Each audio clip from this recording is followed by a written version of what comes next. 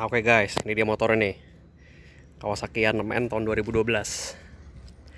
Aku bakal review singkat kenapa motor ini reasonable banget di harga 70 juta untuk dimiliki. Mungkin vlognya nggak terlalu istimewa karena ini juga vlog pertama gue, tapi gue bahas sedetail mungkin lah yang gue bisa. Oh ya, sebelumnya ini motor gue sendiri, pertama nih udah ada ubahan ya di spionnya, di handle, lampu tambahan sama lampu depan. Jadi itu aja sih yang bukan bawaannya, sisanya masih bawaan pabrik ya.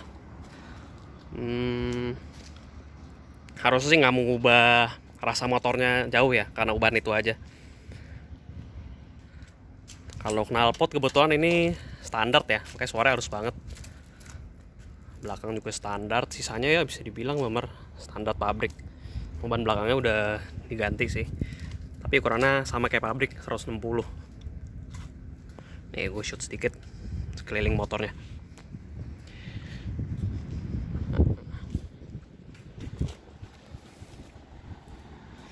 Oke, motor ini masuk di tahun 2011 ke Indonesia.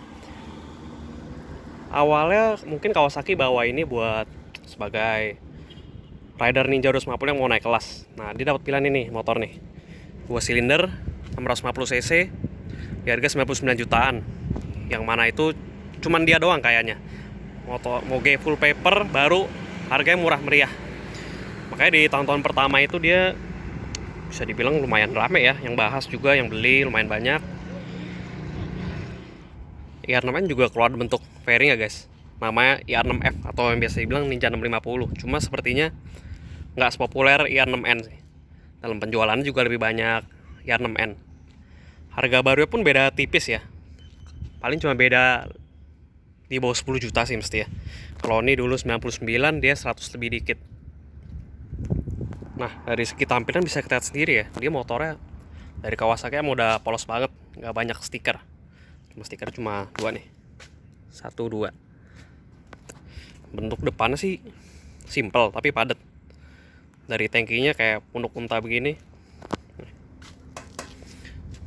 bikin kelihatan jadi keker banget. Nih mesinnya nih. Cuma yang menurut gua agak disayangkan bodi belakangnya, yang sepertinya kelihatan nggak proporsional sama depannya, terlalu kecil ya. Ini depannya gede begini, belakangnya cuma segini tuh. Sama ban belakangnya juga relatif kecil, dia cuma ukuran 160. Yang ini udah diganti, tapi bawaan pabriknya juga 160. Nah, maka dari itu banyak yang user IR6N dia upgrade pakai peleknya ZX6R kalau nggak salah. Jadi masuk ban 190 itu masuk. Kalau gua salah tolong dikoreksi ya. Sisanya ya oke sih, tampilannya lumayan gagah lah. Nih dari depannya nih. Oh.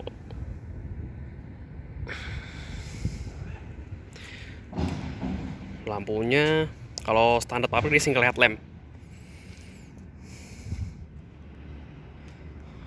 Oke, dari segi fitur dia nggak ada sesuatu yang spesial di motor ini. Cuma dibanding 250 cc dia ada tambahan lampu hazard yang jarang banget kepake. Sisanya standar. Ban juga nggak terlalu gede. Shock depan masih teleskopik. Untuk segi build quality juga nggak gimana-gimana banget ya. Plastiknya ya lumayan oke. Nggak jauh beda lah kualitas sama Ninja 250, yang mana di kelas 250 cc dia juga terbaik sih di kelasnya. Ya sesuai lah sama harganya. Lu dapat apa yang lu bayar. Oke, habis ini gue bakal bahas sedikit mengenai impresi ridingnya. Gimana sih larinya dan handlingnya, nyaman apa enggak. Oke, stay tune guys.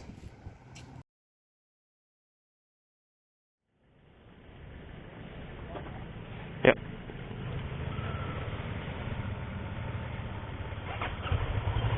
Gimana? Oke guys, gue bakal jelasin sedikit mengenai impresi motor ini. Dari pertama kita mulai naikin ya. Ini motor sebenarnya nggak terlalu tinggi, buat gue tinggi gue 168.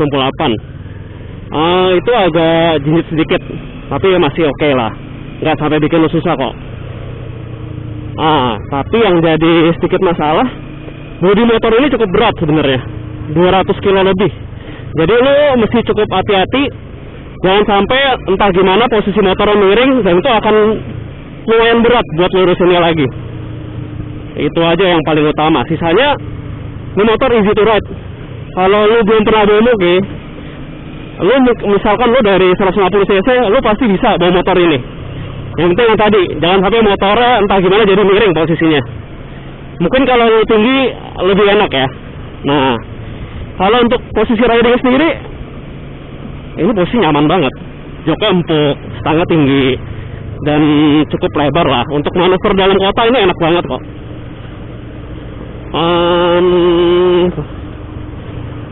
Untuk tenaganya juga bisa dibilang di RPM rendah itu, selama lu nggak buka gas dalam, itu motornya nurut banget. Nih contohnya kayak gini, gue bawa santai, ini motor santai banget. Tapi ketika lu mau mulai narik, oke, langsung narik ya, gak pakai delay seperti 600 cc 4 silinder, karena ini motor fokus powernya itu di RPM tengah ya. Dia mulai kira-kira RPM 4 sampai 8. Itu tenaga enak banget, nampol banget. Untuk karakternya sendiri, dia emang buat akselerasi sepertinya ya. Karena top speednya nggak terlalu tinggi di kisaran 210, tapi untuk akselerasi 0 sampai 100 km per jam itu dia cepet banget. Kalau untuk start yang bagus bisa di kisaran 3,9 detik ya.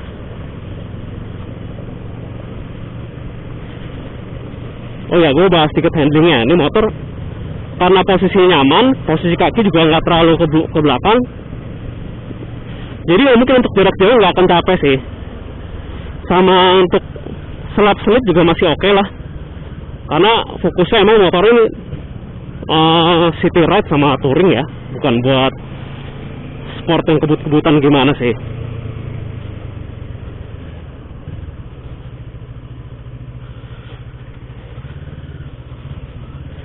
Intinya kalau lu baru mulai riding, lu mulai bawa moge, belinya motor ini itu udah tepat banget. Gak akan bikin lu susah lah pokoknya. Nah, cuman yang agak kurang pas di motor ini dari segi handling, gue ngerasa motor ini beratnya itu ngumpul di bagian depan ya. Jadi kalau lu mau bawa konring sampai yang miring-miring banget, itu agak sulit buat bawa motornya tikung. Mungkin kalau udah kebiasa agak mendingan, tapi kalau lu baru mulai bawa motor ini, lu coba nikung, itu agak susah. Gak seringan 250 cc. Bahkan gue pernah nyoba CBR 600 aja masih nurut, lebih nurut daripada motor ini di bawah nikung. Ya karena emang fungsinya sih bukan buat kebut-kebutan dan nikung-nikung.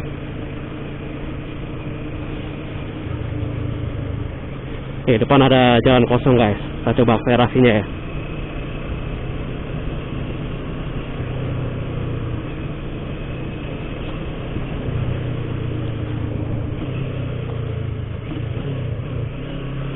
Satu, dua, tiga.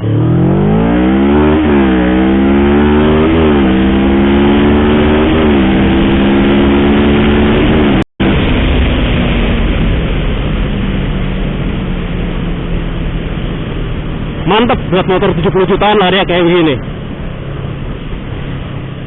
Mungkin kalau ngadu 200 meteran sama 600 cc sport masih berjalan lah. Gue cukup yakin akan hal itu. Sama mungkin kalau lo mau iseng ngetes sama sport car yang entry level, gue rasa masih bisa. Nah itu menurut gue itu poin kuat banget dari motor ini ya.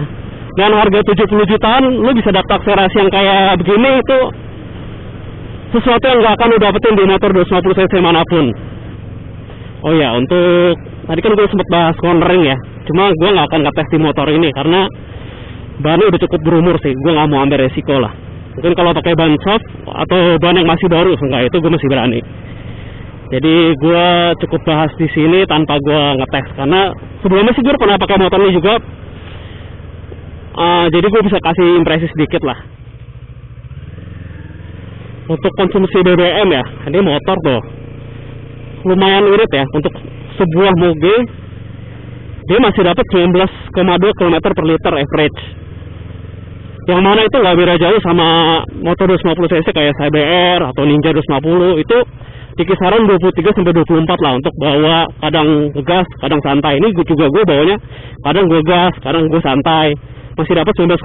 Bahkan waktu itu gue pernah bawa ke puncak itu masih dapat 20 km per liter, kondisi udah pakai piggyback dan ganti knalpot.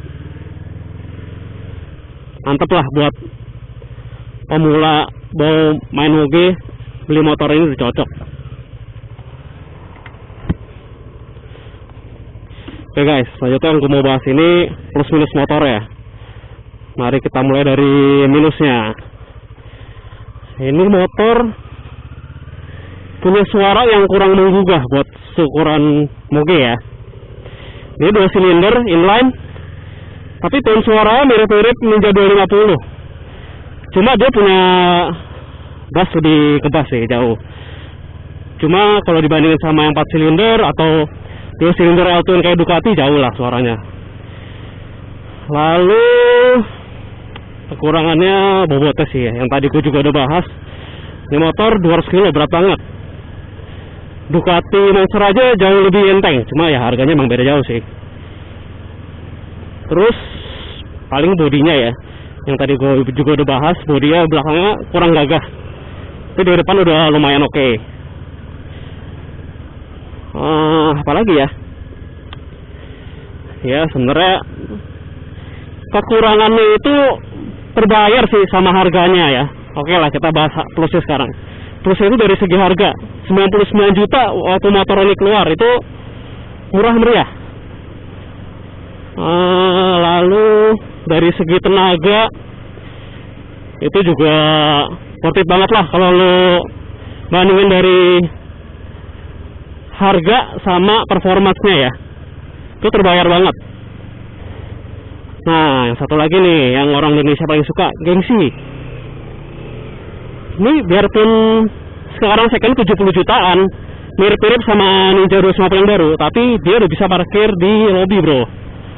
Kayak sensi gitu, langsung masuk aja kita. Nah, mungkin ini salah satu motor paling murah yang bisa masuk ya.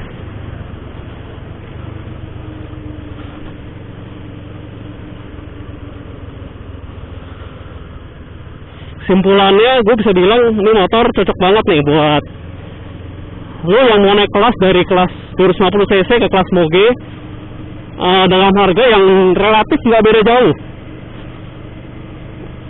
tapi lu udah dapet tenaga yang bener-bener moge kali ini, bukan moge setengah-setengah lagi, ini beneran moge. Terus atau enggak lu yang mobil 250 cc tapi lu punya dana lebih dan lu nggak mau nanggung-nanggung ya, bisa langsung beli ini. Lu pasti bisa lah riding pakai ini, pemula pun pasti bisa. Oke, depannya jangan kosong lagi guys, kita coba lagi larinya ya.